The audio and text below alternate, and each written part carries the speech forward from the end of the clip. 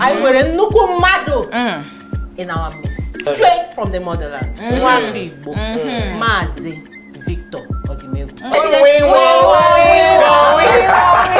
Oh, naanị nwoke na-agwọ ọgwụ ka ụmụ nwaanyị asa na na-agwọkwa. ụmụ nwaanyị enweela vidiyo anyị hụrụ mgbe nwa o nwekwala onye nke owe mere vidiyo ya na-asa ndị mmadụ ahụ na mmiri. Ọ bụrụ na m hụrụ vidiyo ahụ ọfụma a ga-asị na ọ bụrụ na adị 20 ụmụ nwaanyị 17 nọ na ya. Ụmụ nwaanyị buru ibu. Ihe ọgwụ anyị na-agwakwa na ọgwụkwanụ otu ịwa afịa ọgwụ ịba n'ime ọhịa gasị babanye m chọpụ nye weta ọkụkọ weta akwa ịhụ ihe ọma na-emere mmadụ ka isi gị na ọmụmụ ọkụ kwesịrị ime gị ọcha ịgwọ ọgwụ achọrọ m ịgwa gị na ịgwa amụsụ iso na ndị ọgwụ anyị na-ekwu maka ya.